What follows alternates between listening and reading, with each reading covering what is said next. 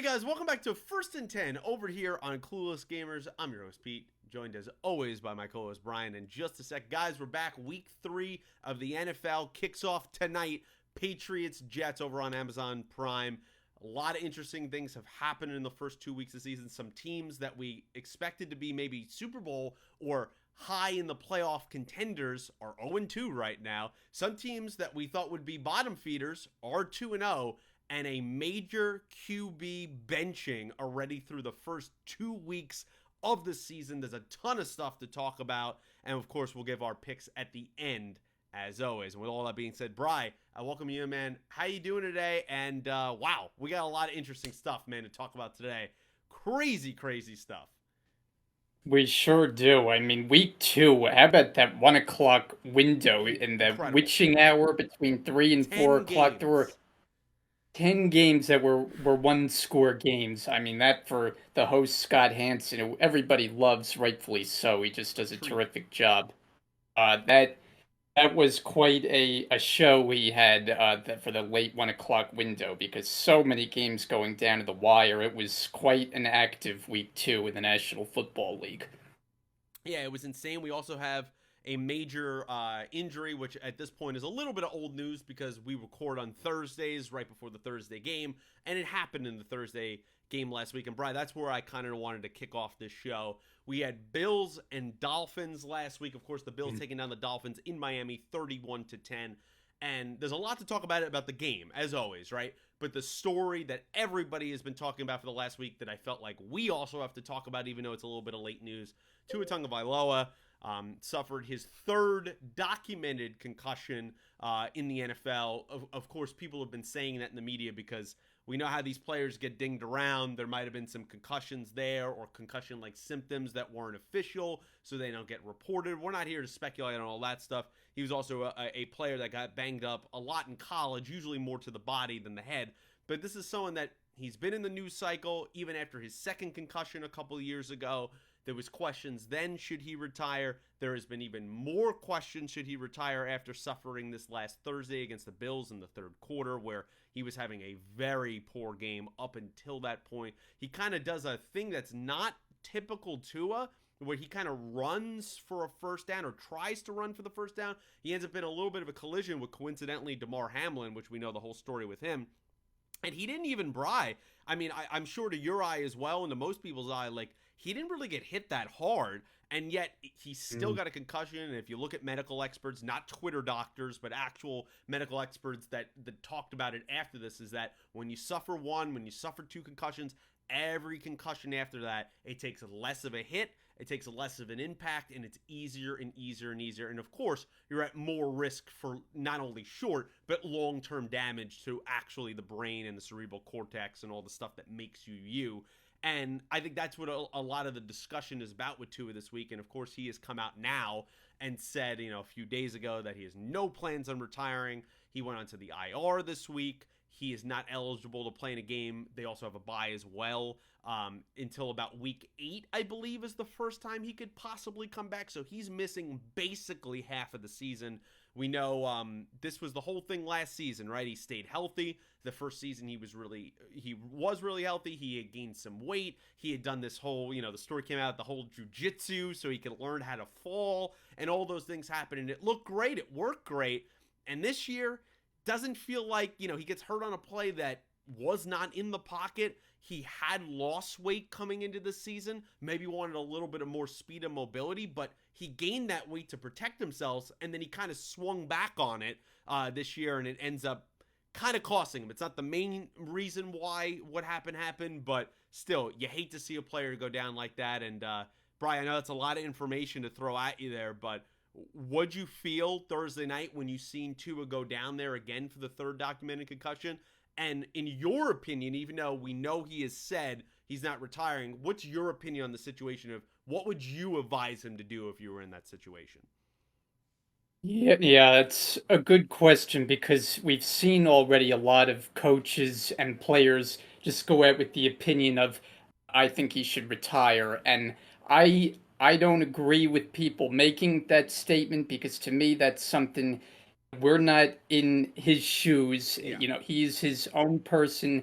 That has to be a decision, that can't just be made with the snap of a finger like people are making it out to Yeah. be, where you just say, I think he should retire. Imagine you just put on ESPN and you just see the news, Tua Tagovailoa has retired. Yeah. Like, it would seem too abrupt. It's something that has to go through a lot of thinking, a lot of consulting with different people before you make a rash decision like that. So I'm not in that camp where I'm just like, yeah, after a few concussions to it, you got to just retire. Like, I don't think that's the way to look at it.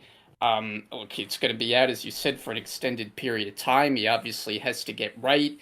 He hasn't played his best football this season through the first two games. I mean, we've seen kind of a mistake prone to the game before he got hurt. He threw, what, three interceptions, one of which was returned for a touchdown.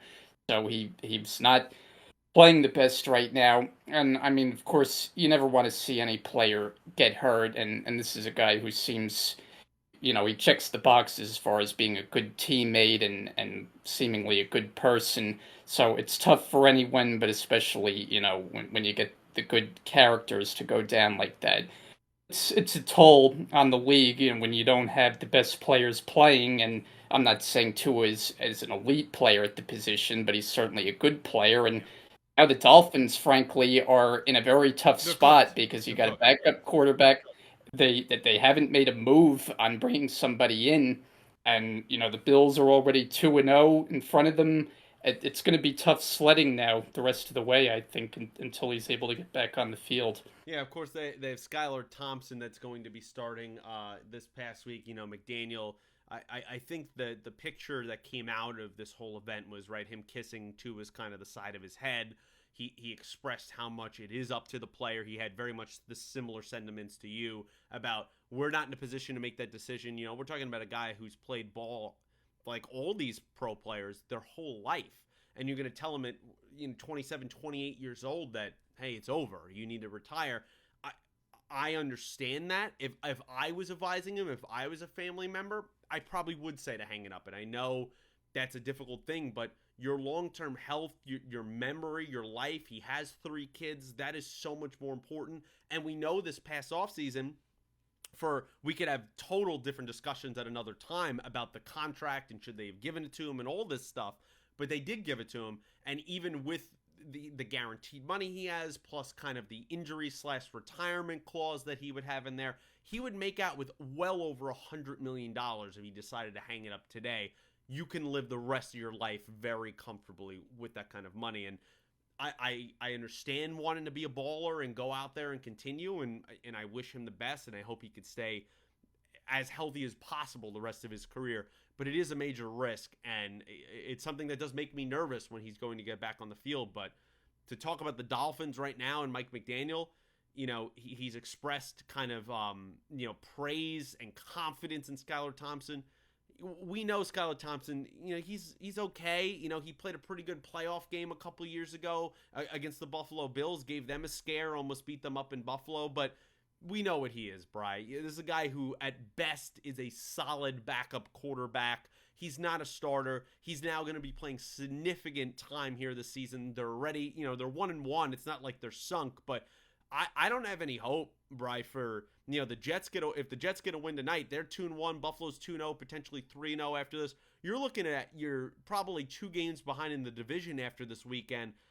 I don't have a lot of faith in Miami right now. I kind of think they're sunk. I know that sounds a little harsh, but I think they're done. I don't think they have enough caliber players, particularly on the defensive side of the ball, to kind of carry them. And we know how this is. It's a quarterback league. I know we've seen that a little bit of a regression from quarterbacks around the league, but look at their running backs, right? Achane has been banged up. Mostert missed this last game. Like, it's not like they're healthy there as well. And I wish the best for Tua. Of course, that goes without saying. But for the team and for the football perspective, I think the Dolphins were dominated. The Bills have owned them. I think me and you both picked Miami, and we were kind of just picking them to hope that this division could be a little more interesting. And I specifically said last week, I said, history, I'm going against all of history here, and I'm picking the Dolphins. Well, I probably should have went with history, because even before Tua got hurt, Buffalo was dominating this game. It was a very much on the other side of it for the Bills, it was very much a Josh Allen game in week 1, very much a James Cook game here in week 2. They controlled the line of scrimmage, they controlled time of possession. James Cook, I believe, had like 3 touchdowns in this game. He was great through receiving and rushing the ball. And you have a formula like that. This is why I talked about, Bry. Everyone was counting out the Bills, and I said this team's still going to win the division. They're still the class of the AFC East. Did you come away on the other side of it for Buffalo after this game? Yeah, I mean, I think you could make the case that through 2 games outside of the Saints, which is a big surprise Yeah. with how well they played, that the Bills had been the most well-rounded team through the first 2 games. I mean, that performance in Miami was outstanding. Both sides of the ball, they didn't really even have to rely on their offense. Their defense played so well, scored a touchdown itself. And if you get Von Miller back healthy and producing like That's he's key. capable of, Mm-hmm. look out on that defensive side because you know the offense is going to score points. Allen looks like he's poised to have a big year. Cook now is a weapon in the backfield. Even without Diggs, I mean that storyline is pretty much like they're fine Yeah, they're without him. totally They fine. they've got enough to work with, and this team's going to be a force to be reckoned with. I don't think there's any question. Yeah, they just have this. I feel like I know it's crazy with players like Matt Milano not being there, but they just have this. It feels like physicality to them more than I feel like they've had in the last few years. And now I'm not saying they're going to go up to Kansas City and beat them. Probably not, right? They're not going to go down there and win that game. But to make some noise in the playoffs, if they don't have to meet KC, hell, who knows what could happen? You don't know how injuries could go or how players are progressing or who's hot and who's cold. I think we should watch out for the Buffalo Bills. Everyone sold their stock on them. I told people buy this stock at the beginning of the season, and I'm seeing it through the first 2 weeks definitely be fruitful here. What a win for the Bills, and of course, our best out goes out there to Tua. Brian, you mentioned it, and I feel like we gotta jump to this game because I'm not getting crazy, okay? I'm not getting over my skis and saying, hey, this team is going to the Super Bowl. I'm not throwing a Mardi Gras parade here. But the New Orleans Saints go into Dallas, win this one 44-19, almost tied the New England Patriots, just were 3 points short, the 2007 Randy Moss Patriots, of scoring, dating back to the last game last season, scoring 47 points or more in 3 straight games. We don't see stuff like that, and they were 3 points away from doing that. They dominated, blew the Cowboys out of their building on Sunday for a team in Dallas that owns at home. The last time they had lost at home in the regular season, we're not talking the playoffs, in the regular season was the Tom Brady Bucks. Remember when they opened that game to start the season a few years ago? Yep. That was the Yep. last time Dallas lost in Dallas in the regular season. This team dominates at home. And for the Saints, we all said it. We knew it, right? They played the Panthers in week 1. I mean, how much does that honestly matter, right? I was talking about, man, they should relegate the Carolina Panthers, and I feel like I was more validated after this week. What do we make of that? Well, Dallas is a pretty solid team. And to go into that building, given all the stuff I just said before this, New Orleans dominates that game. I know it's 2 weeks, so I'm pumping the brakes. I'm not going crazy, but they deserve some kudos, Bri. I mean, don't you agree? Derek Carr and this offense have looked otherworldly. You're right. I mean, I'm having flashbacks to the Drew Brees, Sean Payton Saints with the way they Yeah. played these first 2 games. I mean, the offense is clicking, Carr is slinging the ball all over the field. In that first half, it was just like touchdown, touchdown, touchdown right off the bat. Carr's throwing bombs, Rashid Shaheed's getting involved. Kamara's turned back the clock, looks like his younger self. He goes for 3 touchdowns in this game. Big storyline with the Saints team is the addition of the new offensive coordinator, Yes. whose name has kind of been out there now, and Clint Kubiak, the son of the former He's head been coach great. Gary.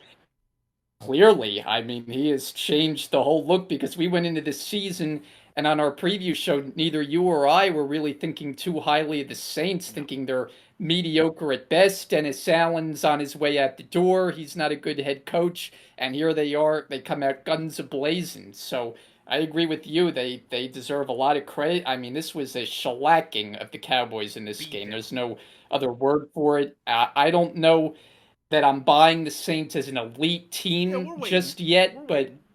as a start, I think you have to look at this division and say it's a lot better than we thought. Like the Bucks, For sure. clearly last year wasn't an anomaly. The Falcons, I think we're going to get to that game and their comeback against Philly. They're at least interesting. And the Saints with this red hot start, you got three teams that might at the very least be competitive. Yeah, it's a weird dichotomy, right? Like you have these three teams that are going to be competitive, and then you have the worst team in football in the division, right? Like Yeah. it's funny how that stuff works out, and I think you have to be impressed.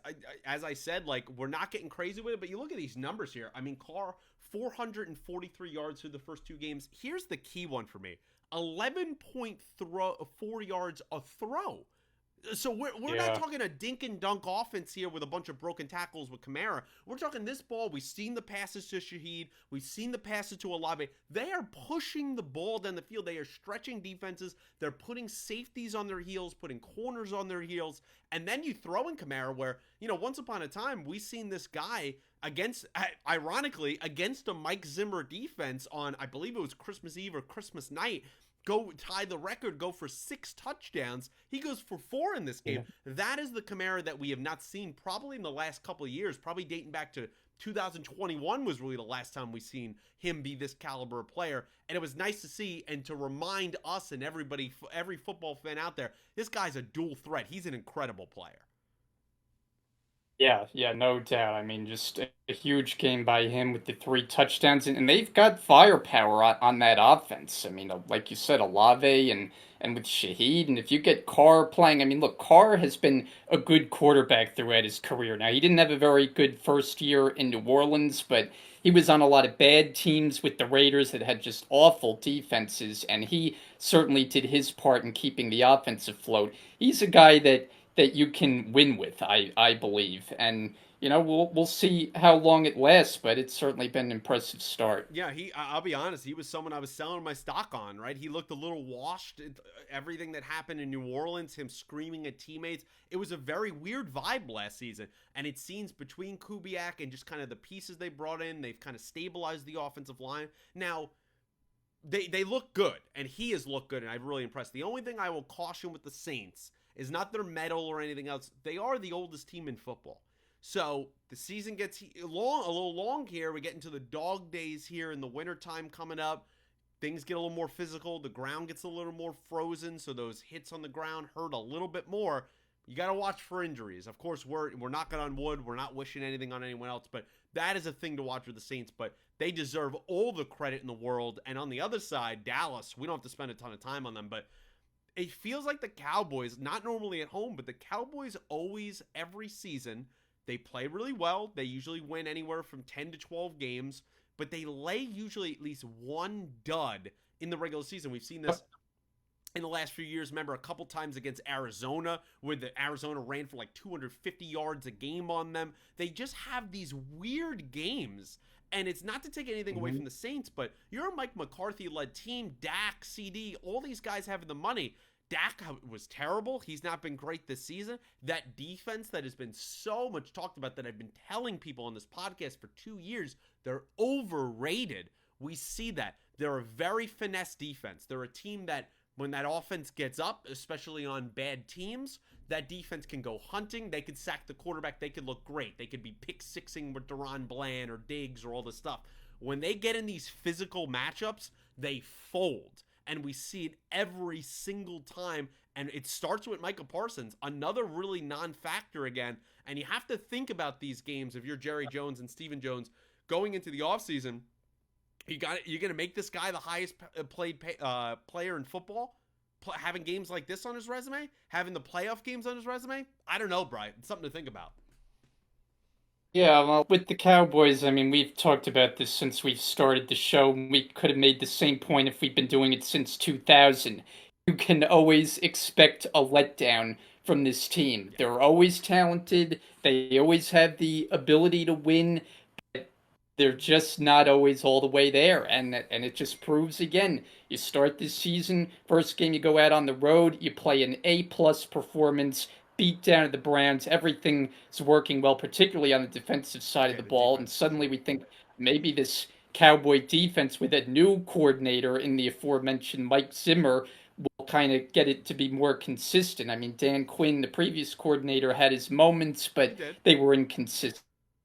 but it just feels like it's going to be the same story again. They'll win their share of games, but are they good enough to win the Super Bowl? Probably not. And No. that's going to be the case until I don't know when, until I guess they give somebody else the keys to the franchise instead of Jerry Jones, because Yeah. that's just been the story for so many years with this team. Yeah, and that's why it's not even worth. It's no disrespect to them. It's not even worth further discussing it today. There's other games to get to because it's just this is what the Cowboys do, right? Like they have a very tough game that we'll talk about later coming up against Baltimore, a desperate Baltimore team. They could be staring at 1-2 potentially, and it's I didn't pick them to make the playoffs. You didn't pick them to make the playoffs. If they made the playoffs or won the division, would I be shocked? No. But then once they get to the playoffs, I don't expect anything out of them. Like they're just the Yeah. same exact carbon copy every season. And hey, if Jerry Jones and Stephen Jones are fine with that and they just want to stay relevant and have double-digit wins every season, hey, go for it. If that's what they want to do and that's what the product they're selling, go for it. All the other hype, people really need to stop about that stuff because I see it. People pretend they don't act like this team could go to the Super Bowl. The pundits are out there. They're talking about it. It's ridiculous. Brian, another game that I just quickly wanted to get to before we go to kind of a couple other more interesting games is let's just talk about the Rams-Cardinals game real quick. Um, I've went through the 5 stages of grief this weekend. Of course, Arizona blasts the Rams 41-10. First time that the Cardinals have beaten the Rams in Arizona in 10 years. We've been thoroughly dominating them. The only time we have lost in the last 10 years was actually Aaron Donald's rookie season in 2014 was the last time that we lost in Arizona. Even the Jeff Fisher teams, believe it or not, actually won games in Arizona, which is shocking to believe. But I said at the beginning of the season, I thought the Cardinals were frisky. I thought this offense was going to be pretty good, even if their defense was lagging behind. We've seen that through the first 2 games. They played really well. Now, Kyler Murray tweets aside of him doing the yawning emoji, acting like he's so great against us when it's only the second time in his career he's ever beaten us. A little bit ridiculous, but whatever. That's kind of his, prickly personality. But the Rams were thoroughly dominated. They came away from this game even more injured than they came into it. They lost Cooper Kupp is not on the IR yet, but it's kind of trending that way. John Johnson, their safety, on the IR. Jonah Jackson, their guard, the only healthy guard left over from week 1, on the IR. So now that makes about a dozen players on the IR or out for multiple weeks. The season's over, Brian. I know there's some delusional Ram fans out there that believe there's something on my camera there that believe that that's kind of the way of the season, right? Of course something will get on my camera talking about the Rams, but there are some delusional Ram fans out there believing that we still have a chance that this team could get healthy and come back. We were 3-6 last year, we can make a run. People are very allergic to context and perspective. Last year the Rams were 3-6. Well, the year before they were a third place team. They were playing a third place schedule the year before. So of course it was a little bit easier to pull your way out of there, and they barely got out and they got hot and they played well. Very different this year. They're playing a second place schedule. They were a 10-win team last year, and given how hard their schedule is, particularly in this beginning stretch, the Packers get Jordan Love back. The Bears have a great defense. They're probably going to be 0-3 after this week. We'll get to our picks later with the Niners. They're cooked, Bri. Even if they play better down the stretch, the playoff hopes are over. The season's over. They're too injured. And it's the most frustrating thing, right? Because I want to get on here and yell and scream if they were playing terrible. And what a pathetic performance. They've been betrayed by health. It's not an excuse. It's just the truth. That the most injured team in football. They were the most injured team in training camp. We've seen this coming down the tracks. We believed they could get healthier. No one could have predicted they would get even infinitely more injured in the first 2 weeks of the season. It's insane. I was watching the whole game on Sunday, as I always do, and I'm watching the Cup play, and I went, he's out.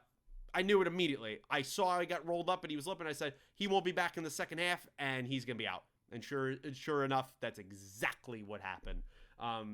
It's depressing. It's sad. I'm more worried about what it means for McVay. In now probably 2 times in 3 years, you're probably going to have a below 500 missing the playoff season. Do the rumors of the Amazon Prime broadcasting kick up again as the season starts to go on? That's where I worry more. I'm not worried about this team if he's there bouncing back next year. I am worried about if there's a major transition at the guard. We hope not, but hey, credit to the Cardinals. They played well under Jonathan Gannon. Cardinals offense looked great. Bri, quickly, what did you think of that game? Yeah, well, I know you were concerned coming into the season with the issues they had on the offensive line, and that is a particularly problematic area. When you go into the season and you have questions on any of those positions, you know there could be some trouble. And clearly that was the case. And then they started the season and the starting linemen that they did have go down. So you start the second game, correct me if I'm wrong, with five backups playing on the offensive line. Jonah Jackson was the only starter in there, and he left halfway through the game. Oh, there you go. And then you add in that your top two receivers are now out of the lineup. So you go into this Niner game with a depleted offensive line, depleted receiving group. I mean, you really have to stretch to name who's going to be starting out there at wide receiver for this game coming up. I mean, Johnson. It is just not a not a good situation going against your arch nemesis who has had your number two in the Niners, who, by the way, are a little extra angry coming off a loss in Minnesota last week. So it's just a tough way to start the season. It's one of those things where it just snowballs, and like you said, there's just not much you can do about it. If you play, you start a season when you have that many key players out of the lineup, there's not much you can do from a coaching standpoint, from a roster standpoint, to get things going on the right tracks. It just, you have to give it time, to get your injured players back, but otherwise it's just going to be a slog. Yeah, they have one of the youngest defenses in football. I mean, we saw Jared Verse, Brandon Fisk, our two first and second round picks there. They looked pretty good, but they couldn't get Murray on the ground. They had multiple chances at sacks in that game, and Murray just did Murray. And those are plays in the past. Aaron Donald, automatic sack right there. Those are the things they're going to have to grow and work on in finishing plays. But besides that, everything else is not really coaching or even execution as much. They don't have the bodies. They're playing teams that are just bad matchups for them, especially early in the season. Hell, even teams we thought later in the season, after the bye, and the Vikings and the Raiders that we thought would be easier, are now not going to be easy games. I think they're in a world of trouble. I don't think it's pessimistic or these negative Ram fans in the fan base that you'll hear, like you hear in anything, in any fan base. I'll see that stuff all the time. It's just being real. This team is too injured to compete. This is probably the last time we might talk about them until the end of the season because, frankly, Bri, I don't expect much out of them, and I won't waste the audience any more time on that. I'll wear my Ram hat every week. I'll always root for them every week, but for right now, I think we could conclude the book on the Los Angeles Rams for a number of weeks of the 2024 season. The season, I would say, is 99% chance over. Unless Stafford goes on some insane, godlike MVP run to keep the team afloat, the season is more likely over. Brian, let's go to some more impactful games here. And I got two more before we get to our picks. Of course, we got to go to Bengals-Chiefs, right? The game of the week, the rivalry, what it's been touted. Burrow, 3-1 against, Mahomes, all time, all this stuff, blah, blah, blah. The Chiefs knock them off 26-25, and all of a sudden the Bengals, with or without Burrow, have now lost 3 games in a row to the Chiefs. It's so maddening. I was talking about on Monday at work. Like, hats off to the Chiefs. They made the plays. They were definitely more of a defensive team in this game than an offensive team, but Mahomes, maybe the worst game of his career. He was terrible. I mean, and he's not had a good start to the season. Let's just be honest. Kelsey, first 2 games, been non-existent. We know now Hollywood Brown going to miss the entire regular season, right? So we don't even see what he's like on the field. And I will say, when everyone's getting obsessed with the shiny new toy there in Xavier Worthy, there's some limitations there of him as a player. At the end of the day, the Chiefs still win a game even when Mahomes throws for like 151 yards, 2 touchdowns, 2 picks. Had a third pick that got called back to a penalty, but in the key moments when he needs to make a play, 4th and 6, makes it, gets called back. 4th and 16, draws the pass interference play, which was a pass interference. I know there was a lot of people Yeah. complaining that it wasn't. It clearly was a penalty there. They make the necessary plays. He's the most clutch QB in NFL football right now, bar none. There's no debate. And what a deflating feeling for the Bengals. Played a great game, now dropped to 0-2, effectively 2 games behind the Chiefs now with a tiebreaker going there. The Chiefs are 2 games effectively ahead of now the 0-2 Ravens. And all of a sudden, the only threat it looks like in the AFC is the Texans, who are very young, who they beat last year, and the Bills, who they've dominated in the playoffs. So it looks like it's Chiefs Kingdom once again here, Bry. What'd you make of the game in week 2 against Cincinnati? Yeah, I mean, very tight game. Like, I thought Cincinnati played strong, especially defensively, to limit the Chiefs' opportunities. I mean, we thought the Chiefs' offense had kind of turned a corner a little bit with some of the additions that were made, but now suddenly it looks like there's some more questions when, as you Kelsey has been non-existent to start the year. Oh, by the way, they lose Isaiah Pacheco for what could be 8 weeks. Yep, I mean, that is that's a a big blow. loss. They're kind of thin at running back. You're talking about Carson Steele and Samaje Perine as Yeah. your They top two brought in running backs. Kareem I Hunt mean, as well this week. who obviously they're very familiar with. That's where he started his career and shined before some off the field stuff happened. But Yeah. yeah, I think Cincinnati played well, like I said, especially on defense, and I come away less concerned about them because even though they're 0-2, this is seemingly how they always start, and then they're able to turn it around. I know you say like you can't keep relying on the turnaround after a slow start to the Yeah. season, but I kind of feel like they're going to be okay. Like they haven't had their full complement of weapons yet. T. Higgins hasn't gotten on the field. I think he should be back for this upcoming week. Burrow at least looks healthy. He had a decent game, I He had a would say, solid in game. this one. Yeah, so I come away less concerned about Cincinnati in the losing effort. And I do agree, like at the end, I know people want the conspiracy theories, like they want the Chiefs to Yeah. win, but clearly that was a pass interference. I mean, the defender got there early. There was no question about it. It wasn't one where the officials handed the game. No. So I disagree with that take. But yeah, tight game, and like you said, the Chiefs execute when they need to, and that's what they do. Even when they're not at their best, they manage to win these Yeah, games. the bottom line of the game is really it came down to the defensive play that they made, right? Burrow kind of scrambling, really probably shouldn't be doing that. It's a great form, helmet to the ball, tackle, the ball pops out, they return it, and that's the game, right? So you effectively say that, the rookie safety that was in there for the Bengals, his name is eluding me, so forgive me. He makes that pass interference. He shouldn't even be put in that position of Joe Burrow, the leader of the team, the guy that's paid like that, doesn't give away the game. And it just felt like, the Bengals and the Chiefs games are always great. I think the line in this game opened up at something crazy. It was like 6 or 6.5 for the Chiefs. And I was like, I'm taking those points every single time. Like the Bengals are going to keep it close. Of course they are. It seemed like the Chiefs bring the best out of the Bengals. Now, can they do that against everybody else? That is the question. I still don't like a lot of the vibes that are going on there. The stuff with Chase is still weird. He kind of flips out in this game. He thinks he has. At Yeah. first, I thought he thought it was a face mask, but apparently he was calling for a hip drop tackle, which it clearly wasn't. Burrow and his coach there are trying to calm him down. He doesn't seem like he wants to hear it.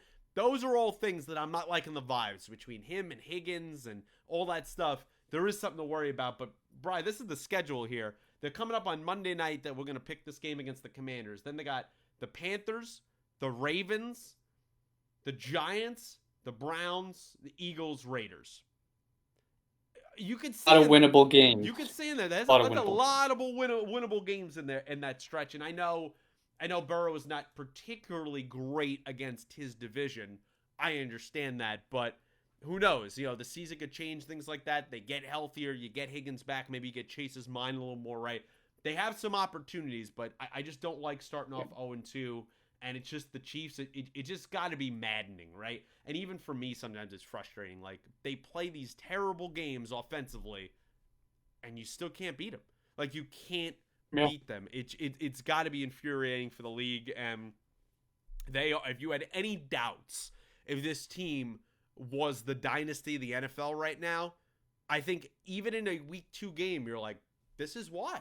Like, this is why. They could play a game on opening night totally different than they could play this game, and they win every type of way, and the rest of the AFC and the NFL is on notice because of that. Brian, the final game. Yeah, it's just kind of funny to me too that as soon as the offense starts to take a step back, then suddenly the defense becomes like a top 10 level defense in the league. So you just can't win. Yeah, it's absolutely maddening, and it's great job by Spagnuolo, of course Andy Reid. They do a great job getting that team ready, and they got a lot of high level, intelligent players over there, no matter what, even who they're plugging and playing in season to season. Brian, the final game I wanted to talk about in week 2 was, of course, the final game, the Monday night game, the Falcons and the Eagles. Atlanta wins this one 22-21. Really, at the end of the game, I think they scored something with like 38 seconds left. They drive down the field. Kirk, the best he's looked all night, all season in this early season. 2-minute drill, executes it to perfection. And the Eagles' hearts break once again, the third time, I believe, dating back to last season, that they have lost a game while they were leading by a touchdown or I think more than a field goal. So in that range of like 4 to 7 points with under 2 minutes to go. I mean, it's just something that you don't see from teams, especially teams that you consider to be playoff caliber teams. Sirianni, weird once again, right? Kind of typical of what he's been, very emotional, just yelling, all this stuff. Just does not look like the leader you want of your team. And I have to wonder, I expect the Eagles still win to this division. I'm not jumping off the bandwagon, but we're seeing a lot of the same signs here, Bri, that we saw in the back end of last season. And I understand that this is a totally different game, and we're talking about something different if Barkley catches that ball, right? Is an honest drop. It happens. They catch that ball. The game's over. But it didn't happen. And it just seems like sometimes this team, no matter, even if there is a new player like Barkley, is just snake bitten in these dating back to last season, 10, 11 games. There's something that they can't get right. And I think it was super concerning how they let Kirk just walk down the field like that to lose on your home field. And now they're lucky that Dallas lost the way they did. I just question what to make of them. And then on the flip side, I question what to make of Atlanta, right? Like, was this just, hey, a turning point? Or, hey, now we're coming up on another difficult game that they have this week when they played the Chiefs. Are they a for-real team? I don't know where to land on these two teams. What was your kind of takeaway from Monday night's game? Very surprised that the Eagles blew it because even after the Barkley drop and they kicked the field goal and they go up by 6 points, I'm thinking there's just not much time here. No. And instead, Atlanta goes right down the field. I mean, in the blink of an eye, it was like plays getting big chunks, throwing the ball to Darnell Mooney, who gets 2 big plays in a row, and it ends with the Drake London touchdown. But if you're a good defense, I mean, you cannot allow a team on your home field to just, like you put it, walk down the field in that short amount of time for a go-ahead score. It was hard to fathom that they went down the field that fast. I mean, I think both of these teams are still pretty good, I would say. I mean, I think I'm a little more confident in Philly, even in the losing effort, just because of the talent level on both sides of the ball. But they got a very interesting game coming up against the red-hot team that we talked about earlier in the Saints. Yep. Very interesting game in New Orleans.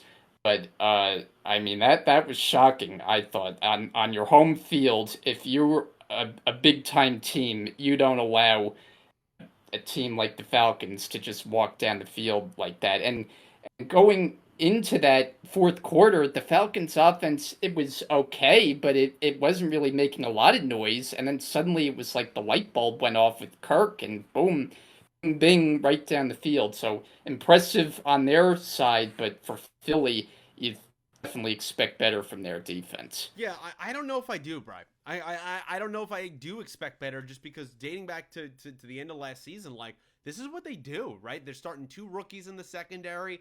They just seem like they have holes everywhere. And this pass rush is just not the same. Remember a couple of years ago, them going to the Super Bowl, they had the most sacks in football. They were incredible. They've not been anything close to that in the last season plus now. And it's just, you get all these guys, maybe the not smart decision is constantly drafting every single player from Georgia. I mean, maybe that's something they shouldn't do, because it just does not seem like it's coalescing with this defense. No matter who the coordinator is, it just does not work. And I was watching the Manning cast, and on the Kirk point of it, they talked about, sometimes in a new offense, it's a struggle, of course, and it's easiest when you're in that 2-minute drill, when you're not thinking, when you're just going off instinct, when you're kind of going to basic plays of like what you need to do in a 2-minute drill. It just comes more naturally. And I think we've very much seen that there with Kirk, where he was just down the field, methodically driving huge plays that he was making. And it was impressive for them to go out there and steal a win, because the Falcons really needed that. They could not drop to 0-2. I think that win was way more important for them, given that they have Kansas City coming up this week, than it is for Philly right now. I came away from the game way more concerned with Philly. Probably should have had that level of concern going into the season. I just wanted to believe that they were going to turn the corner, because I liked their offseason. And now I look at it with Vic Fangio, and I'm like, God, like, are we going to be making another coordinator change mid-season? I don't know how I feel. I just feel like this team would be in a better place mentally if they fire Nick Sirianni after last season. And I think that is going to be the thing that bites them in the end as this season progresses. Oh, just a final thought there, because you talked about the lack of a pass rush. The trade of Hassan Reddick clearly didn't help anybody, because it made them worse, and the Jets can't get the guy on the field. Yeah. And the Eagles tried to replace him with the former Jet, Bryce Huff, and he hasn't been noticeable making an impact on the field so far. So the defense just isn't generating a pass rush, and Hassan Reddick, I don't know where his head is at. It would be nice if he could get him on the field playing, but right now that's a trade that has been a disaster for both sides. Yeah, we'll get to the Week 3 picks here, and we could talk more about this Hassan Reddick thing. Of course, the Week 3 picks start off with the New England Patriots visiting the New York Jets, and talking about Reddick actually there. I was talking about him today, of like, there's been stories that have come out about like his agent is even advising him to show up. At this point, he's not going to get probably a long-term deal. He's losing $800,000+ every single game he misses. I think he's accrued over $2 million in fines.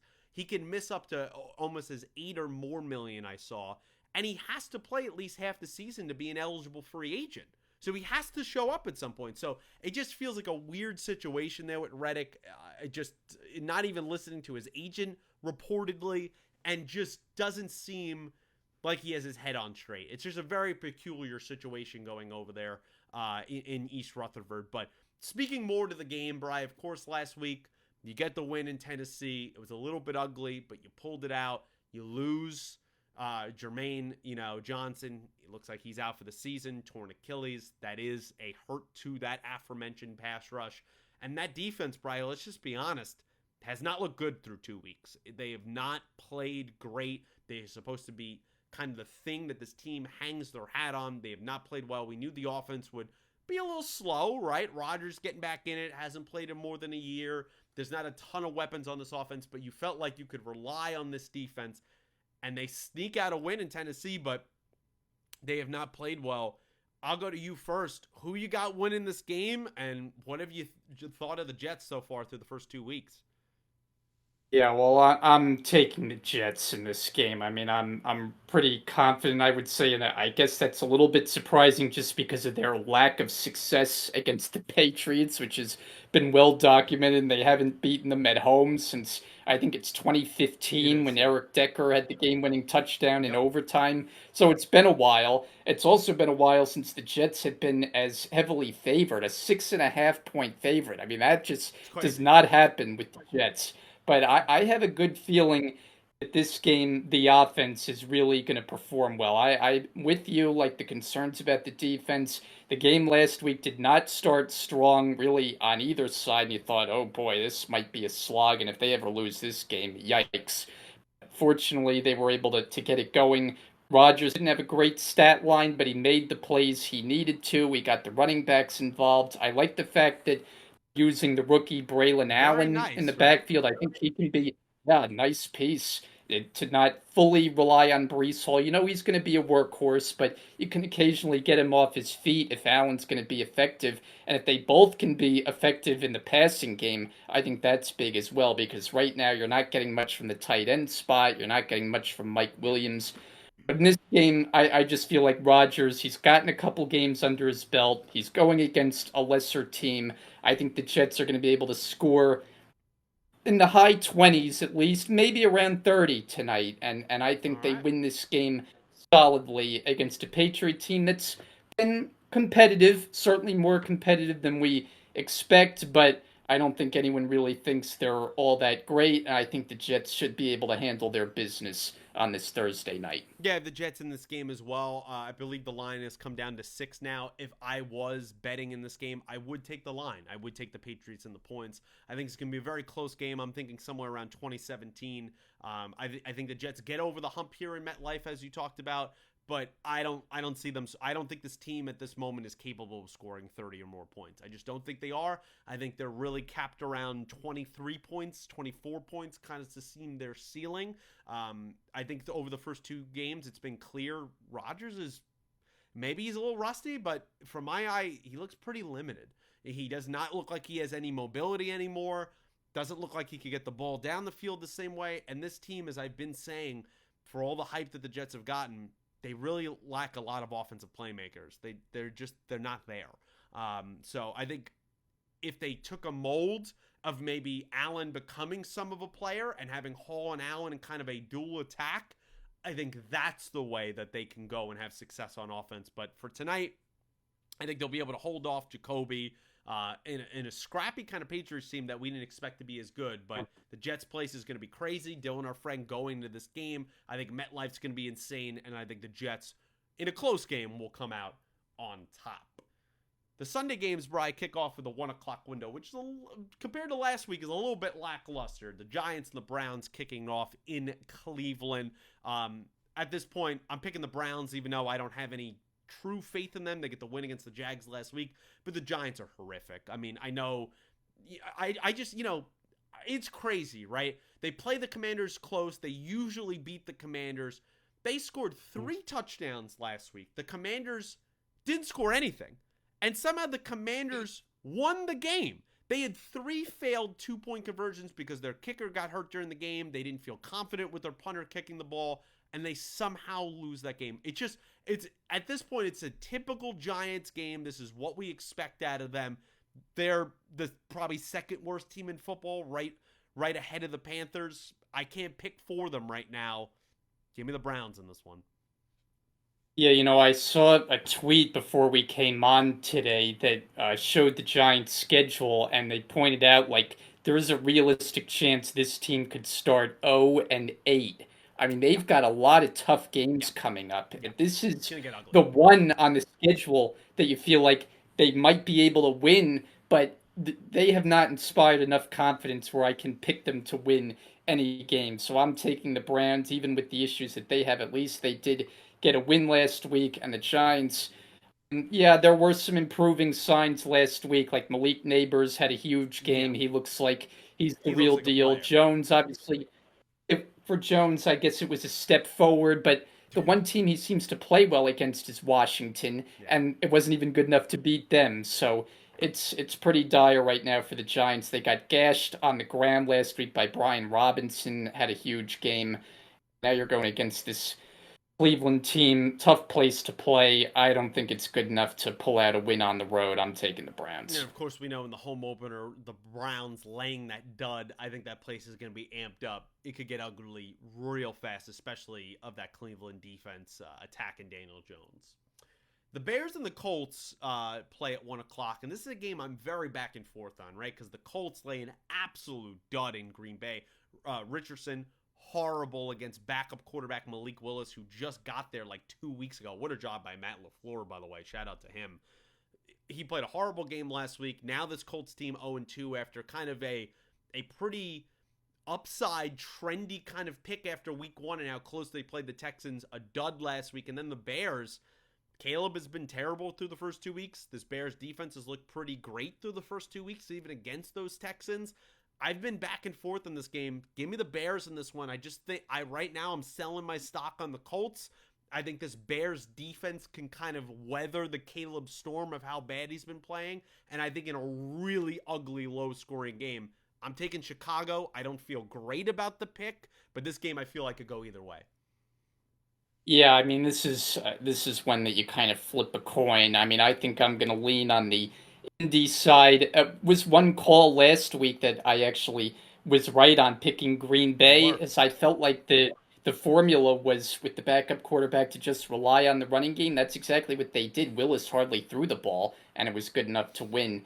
I think getting back home here, I mean, as like you said, Caleb Williams has not been good at all. I had my concerns on this Bears team going in, so You I did. feel a little bit validated You on did. that side of things. I've heard, certain talk radio hosts say basically he didn't think Caleb Williams right now is ready for the NFL, that he shouldn't be playing right now. That's a pretty strong Other take. other people were But I'm picking them to taking go the to the Super Colts. Bowl. Yeah, well, that was far too crazy. But I'm taking the Colts to get off the schneid here, rely on the running game that they have with Jonathan Taylor and Richardson. While he can be mistake prone, also capable of Yeah, making big time plays. It'd be nice to see them get Michael Pittman going. Been kind of a would be. slow start for him, but I think the Colts get it done here for their first win.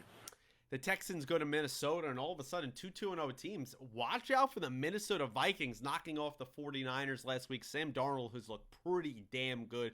This is a game I could also see going either way. We're monitoring the Justin Jefferson situation. He had a hip contusion really on a block. He got hit really hard. He seems to be questionable. We don't know how that's going to work. There's kind of been doctors on both sides of is he going to be good to go? Give me the Texans in this game. I know, Stroud was efficient last week. The numbers didn't blow you away, but he played smart football. This team is clearly loaded. You've seen what they did defensively. Would they have something like 7 sacks, 11 QB hits against Caleb? I really like what both of these teams are about. But early on in this game in week 3, give me Houston on the road. Yeah, it's a tough one. I mean, the Texans are favored, rightfully so. They've been very impressive, and I think clearly are going to be very good throughout the season. They just got too much firepower on offense. Stroud doesn't look like we're seeing the sophomore slump. D'Amico Ryans looks like he's the next great coach in the league. I mean, there's just so many good things to say on that side of things. But the Vikings at home again, I've been digging him, and I'm going with him All again. right. I I like the like it. Sam Darnold story early on. Of course, if Jefferson didn't play, I wouldn't feel very good about this pick. I'm banking that he's going to be out there. And I mean, we know how special he is. You saw the play last week, 97 I was yard screaming. touchdown from I was Darnold. screaming during it. Jefferson, especially for you wanting to see the 49ers lose. And that was just something else. So Darnold looks good. He's got good weapons around him. Kevin O'Connell, solid calling the plays. Flores, his defense, playing decently, held the Niners team down under 20 points last week. I like everything about what you're seeing with this Viking team. I think they continue the mojo at home, get another big win here. Hey, an advocacy for you 2 hours ago, Justin Jefferson, take it with a grain of salt because we know about players saying these things, said for sure he will be playing on Sunday. So if we're to believe that, good sign there for the Vikings. The Eagles play the Saints in a game that we talked a tiny bit about. We definitely talked about both of these teams going into New Orleans. 1-1, 2-0 Saints, very surprising. I'm riding with the hot team, Bry, in New Orleans. Give me the New Orleans Saints. I think that Eagles secondary, as I talked about, can be very suspect. We've seen how Carr has been playing. I don't know if I buy them for the whole season. I don't know if I buy them totally as a playoff team or a team that could win a playoff game. But right now, in this game in week 3, the Eagles are reeling. Give me the Saints all the way in this one. I'm taking them. Yeah, we have quite a few disagreements so far. I think Hmm. this is at least our third because I'm going the other side here. I'm going with Philly to get back on track. You can check on the status of AJ Brown, the number one receiver who He is missed the doubtful. last game. He's doubtful. Okay, so that does not help my case. I still feel like they have enough weapons. Devontae Smith can be a number one. He scored a touchdown last week. They got enough offensively to hang with the Saints and their firepower. I think it's a high scoring game. I'm going to take Philly to pull it out. I think it's another big game for Barkley, looking to avenge his late drop from last week. Still had a pretty good Great game, game. over I mean, the 100 yards. guy's got yeah, a great start as an Eagle. I think he has another couple of touchdowns in this game and silences anyone who is doubting him. Give me Philly. Watch out, Brian. The LA Chargers, the 2-0 LA Chargers, visit the 2-0 Pittsburgh Steelers here at 1 o'clock on Sunday. Teams, especially in the Steelers, I did not expect to be in this position, but the Steelers have not played well in the first 2 weeks. Now, defensively, they've played great. Offensively, they've been pretty garbage. But I think that's a lot to say about how the Falcons played in week 1. And God, man, maybe and I certainly overestimated the Denver Broncos. That was a tough game to watch, Leslie. One of the more boring games you're going to watch in the league. I think it was like 13-6 or Yeah. something like that. It ended. You could go back and forth on this game. Going to be a very physical dogfight in between the trenches on both sides of the ball here. But I love what Jim Harbaugh is doing with this team, man. I absolutely love it. J.K. Dobbins looking like a superstar. Herbert, very pedestrian numbers, but playing efficient ball, playing smart, and most importantly, playing winning ball right now. And as long as someone like Joey Bosa is healthy right now, we've seen the dominance he's had through the first 2 weeks of the season. This is going to be a tight, low-scoring game, but give me the Chargers on the road. I think they go 3-0. I'm believing it in Harbaugh. Give me the Chargers. Yeah, I'm with you here. I'm thinking like a 17-14 kind of Might game. even I be think it's lower. low scoring. Might even be lower, but I'm with you. Like for many years, we doubted the Chargers, and rightfully so. They always seem to find a way to blow it, and maybe they've proven that they still will under Harbaugh. But so far, the early returns are pretty good. This is a coach who just knows how to win. He does. They're off to an impressive start. I wasn't loving like the look of the roster, especially on the offensive side going in, but they've proven early on, they have enough. Like Dobbins looks like a guy the Ravens are regretting letting go. I mean, he was injury plagued there, but he's healthy right now. He's producing. Receivers, they're getting some contributions from some guys like Quentin Johnston. Right. Who So if people Herbert wrote plays, off, and then all of a sudden it's like he's not being a superstar out there, but he's looking like a solid player. yep. So I mean, right now you gotta like what you're seeing from the Chargers. I think they pull this one out again. And the Steelers, they're not scoring a lot of points, but at least for Justin Fields, he's not making a lot of mistakes. He's keeping his team in games, and they're just riding that defense, Yeah, which is a force. I it mean, there is. are not many defenses that are great units in this league, but the Steelers, they've got the best unit. I don't think it's even close right now. So it'll be a tight game, but we're in agreement on the Chargers Yeah, here. the discrepancy out there, if you look at the stats, I don't have them for you in front of me right now, but the stats of when TJ Watt plays and doesn't play is Yeah, astounding. I don't think any player in night football and day. affects their team like TJ Watt does. It's absolutely insane, and he's been fantastic to start this season. The disappointing Broncos, the 0-2 Broncos, go to Tampa Bay. I don't have much to say here, Bry. I mean, yes, duds can be laid in any game. It is NFL football, but I'm taking the Bucs all the way here. Been very disappointed in the Denver Broncos. I understand there's going to be some growing pains with Bo Nix, but he's been downright putrid. He's been terrible. Sean Payton, there's a lot of questions there, right? He's seen as this offensive guru. I think in the last couple seasons, those questions are starting to be asked. And even in a game that they sort of kept close against kind of a listless offense in the Steelers, I don't expect them to compete with the Bucs. The Bucs are a good team. They went into Detroit last week and handled their business there. Give me the Bucs all the way in this one. I'm with you here. I mean, Bo Nix, I think the word that stands out to describe his play, overwhelmed Yeah, so far. yeah, for sure. He's playing clearly like a rookie, like a lot of these rookie quarterbacks who are kind of struggling. We talked about Caleb Williams. I mean, Aiden Daniels has probably been the best, but he's not exactly lighting No. it up. But Nix has really struggled. The Bucks look like they've got it going on right now. I mean, Baker continues to play good football. He's got good weapons around him. Chris Godwin has come back around, is looking really good. You got Mr. Consistency with Mike Evans. you gotta like what you're seeing with the Bucks. I think they get it done again in a spot here against a team really struggling to score. Give me Tampa. In the final game in the early window, the Packers and the Titans. Two teams right now. The Packers, they're in this weird space where they have to stay afloat. Looks like Jordan Love's not going to be starting again this week. Seems overwhelmingly like it's going to be Malik Willis, even though Love has not been on the IR. And then you got the 0-2 Titans, who've played two competitive games. Definitely should have beat the Bears, and they could have been up 14-0 last week against the Jets, but Will Levis has made two of the most maddening turnovers I have seen this season in back-to-back games. His coach cursing him out on the sidelines, even doubling down on that and calling him out and just saying straight up, basically he's smarter than that. That was a terrible play in the press conference after the game. I have to wonder how long of a leash do they have on him there in Tennessee, given the way he is playing. I'm back and forth on this game. I don't know where to go.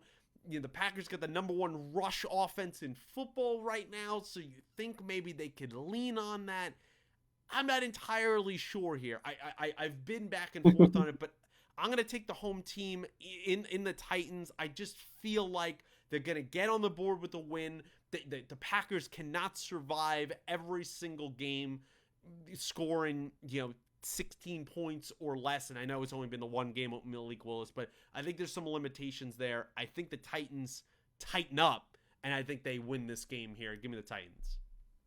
Yeah, I think they get in the win column as well here. Like you said, they've been competitive first two games. It's just been some killer mistakes that have doomed them. So if they can find a way to eliminate just the heartbreak plays that have cost them, I think they're good enough that they can hang with teams. And against a Packer team that's likely going to be starting its backup again, they were kind of fortunate last week that they had the huge game on the ground, but Tennessee can tighten up the defense on Josh Jacobs and company. I think Tennessee can pull this one out. I like them at home.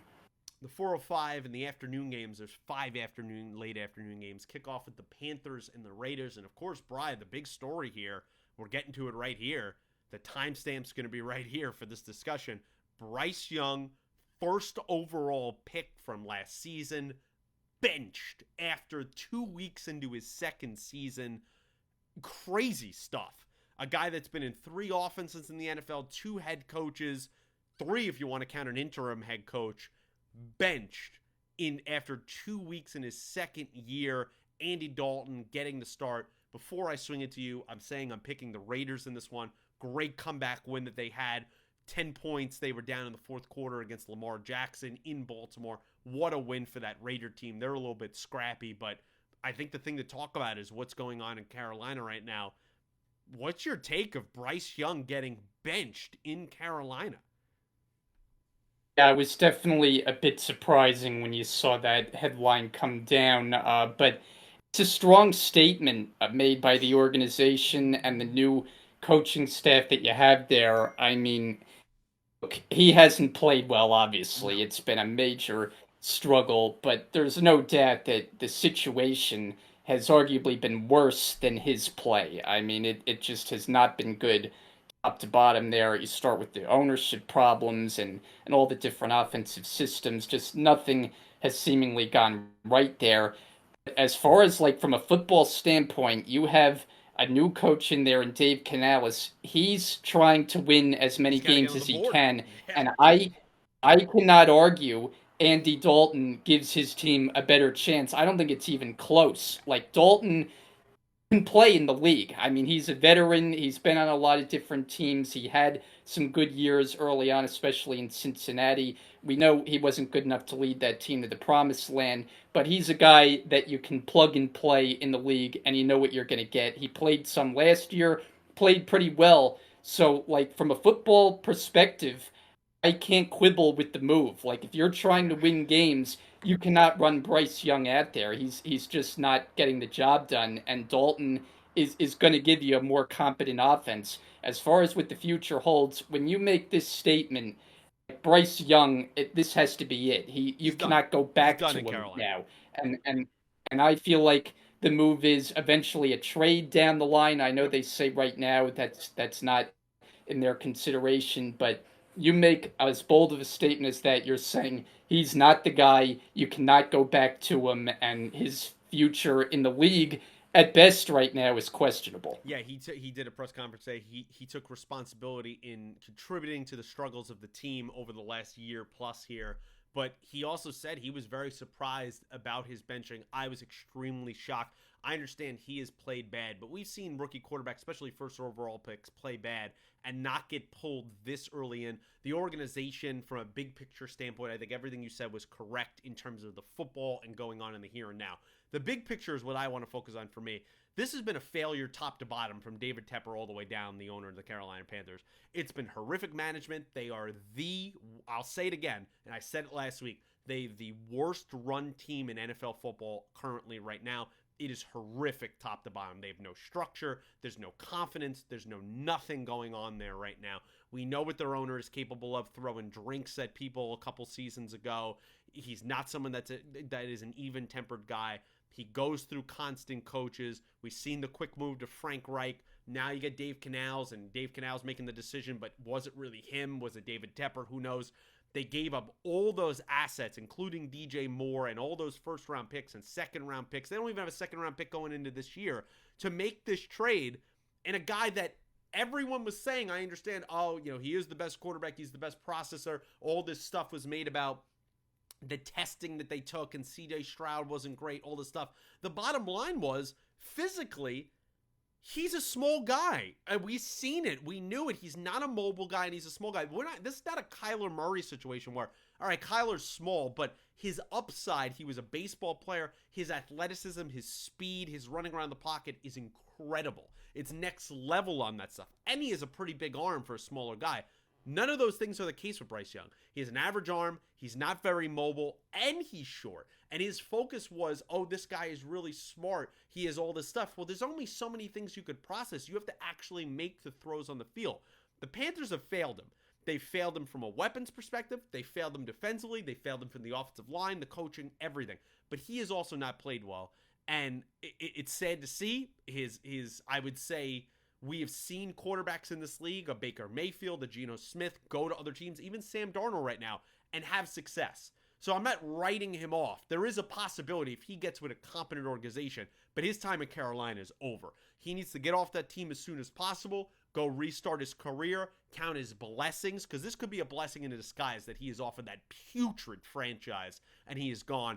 And I think a top to the bottom failure overall from them that is going to haunt them for years to come. I will say also, too, before we move on to the next game, the ridiculous, I don't know if you saw this, trade things that the media has brought up where they're talking about, let's do a 3-team trade. I don't know if you saw this, of Matt Stafford to the Dolphins and Bryce Young to the Rams, and the Dolphins and Rams send the Carolina Panthers back picks, is ridiculous. It's a ridiculous trade. It's never going to happen. What in the world, in this proposed trade, if you go look it up, the Rams would give a 3rd-round pick to the Panthers and would send Stafford to the Dolphins. All they would get back is Bryce Young.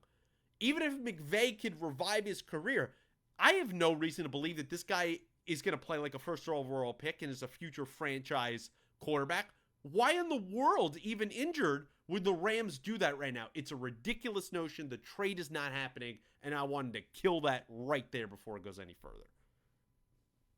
I didn't see the whole package. I did see something where people suggested Bryce Young to the Rams, which when I thought about it, like developing potentially under McVay, that could potentially work. I did not see that it would involve trading Stafford. That aspect of it does not make any sense, so I'm with you 100%. Finally, since I didn't actually make it official, I am taking the Raiders to beat the Carolina Panthers. I mean, I don't think anybody in their right mind is picking Carolina to win, although I do expect them to play better with Dalton under center. That is the question. Is it like the interim head coach situation where you kind of get a bump in passion, a bump in play? Could they steal a win? That is a possibility. So we do have to watch out for that. But for the moment, we're both taking the Raiders here. The other 405 game is the Dolphins and the Seahawks, and this would have been an intriguing game. I'm taking the Seahawks all the way. We've talked already about the situation with Tua, Skylar Thompson starting this game. Seahawks have looked decently solid, especially defensively in the first 2 weeks of the season. Give me the Seahawks up in Seattle all the way.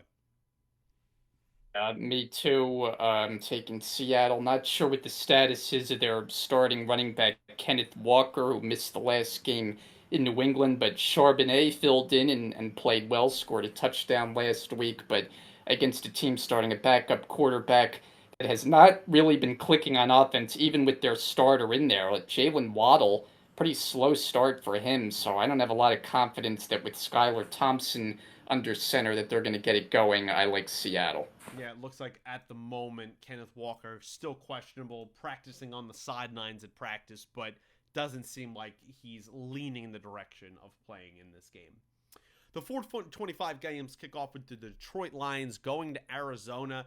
And Arizona been a pretty spunky offense, as we talked about. And Detroit, I think through the first 2 weeks, even though they are 1-1, has been massively disappointing. I have not liked how they have played. I think Goff has looked really bad to start this season.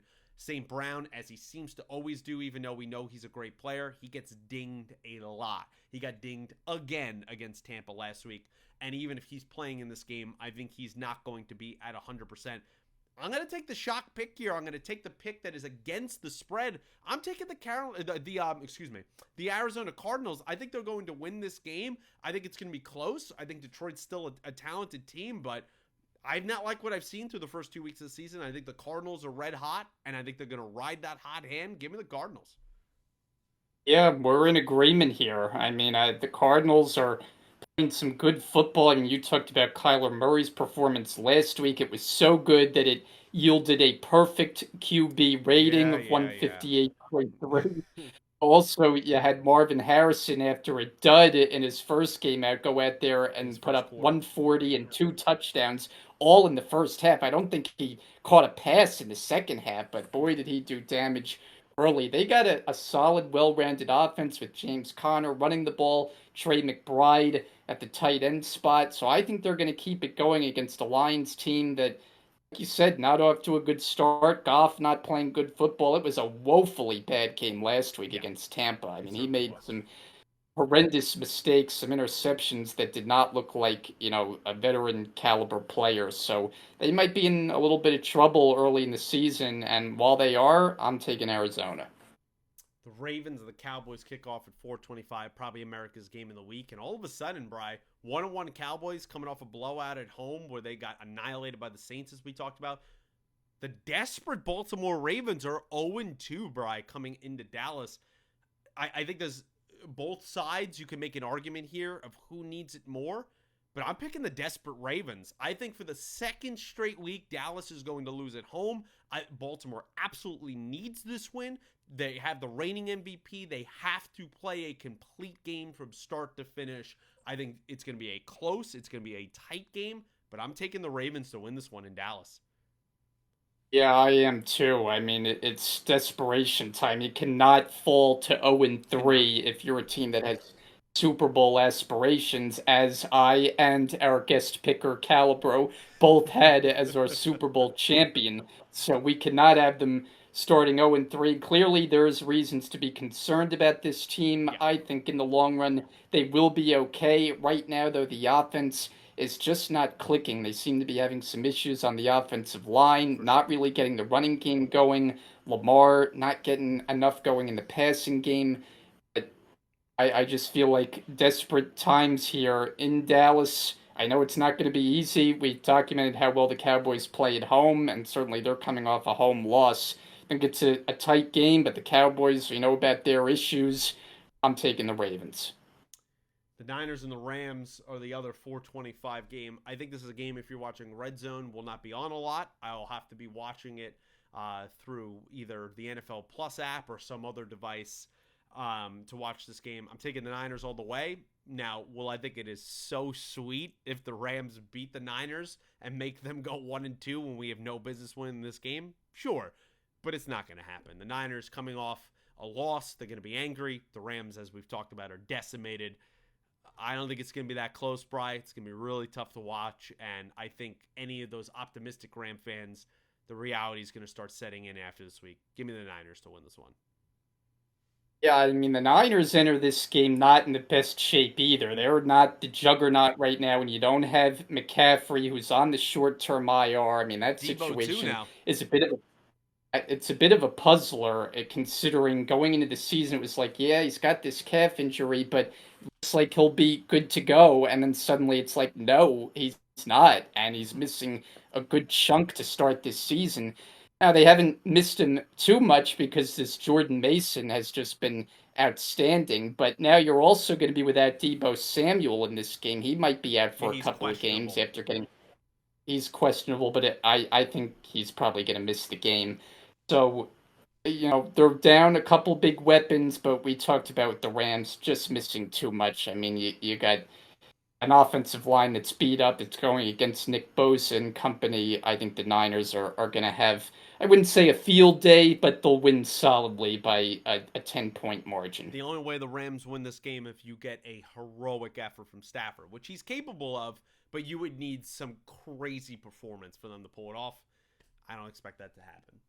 The Sunday night game is the Chiefs and the Falcons. The Falcons, the second straight week, playing a primetime game here, hosting this game against Kansas City. I think it's actually going to be a solid game. I know the Falcons probably feeling high right now, but in this game, I'm not picking against the Chiefs. I'm taking them all the way. They're going to win. I think it'll be within a touchdown. This is going to be a fun game on Sunday Night Football, but give me Kansas City to win it. Yeah, I mean, you definitely have to figure Mahomes will have something of a bounce back effort after a very lackluster performance. I mean, a couple of the plays he made last week was like, is this Mahomes that we're watching? I mean, did he see the defenders out there? It was definitely not Mahomesian, if you will. So I think he'll play better. I think it'll be a decent game, but I'm taking the Chiefs to win it by a touchdown. Two Monday night games this week. They like doing this in like the second or third week of the season here. The first one kicks off at 7:30, and I hate that they do this because they'll play them almost at the exact same time. Between the Jacksonville Jaguars and the Buffalo Bills, Bri, you know how I feel about the Jags. I'm going down with this ship. I've been sinking and bailing water for 2 weeks now. I'm not picking them here. I'm taking Buffalo in Buffalo.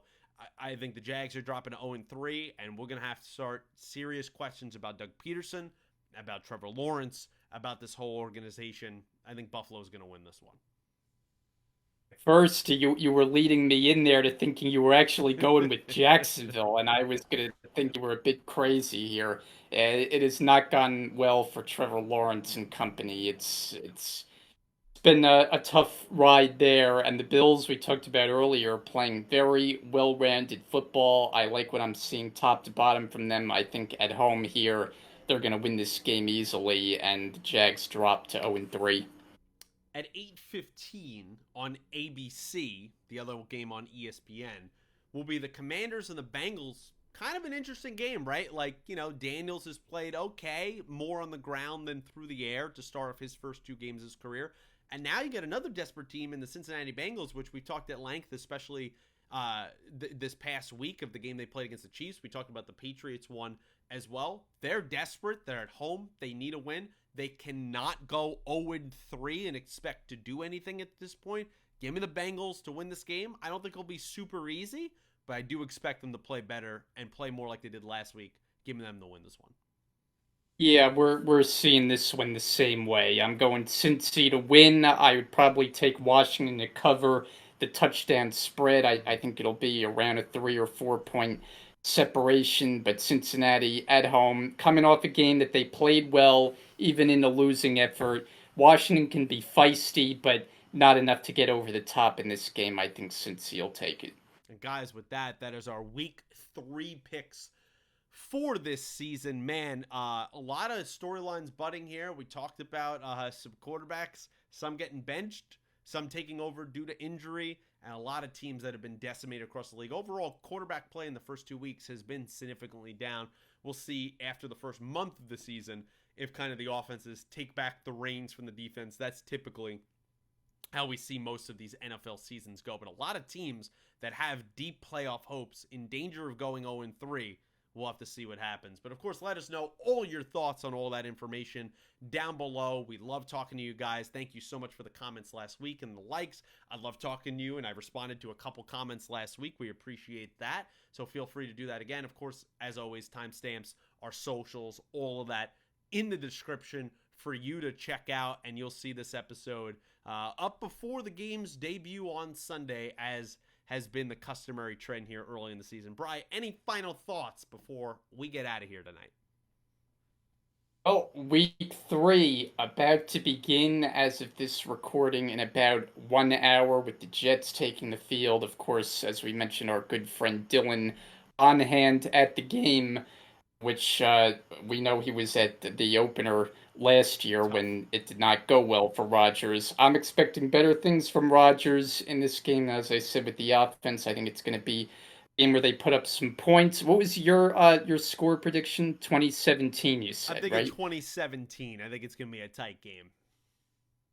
I'm going to go 28-17. All right. I think it's going to be a lot of fun. Hey, go Jets. I hope you guys get over the hump, man. And when we have some local teams playing better, we can't count on the Giants. I think things around here are a little more fun to talk about, especially you being the aforementioned Jets fan on this podcast. But of course, guys, thank you so much for being here. If you've listened this long, like the video, subscribe to the channel, share with your friends if you'd be so kind. And until next week for week 4, thank you for watching.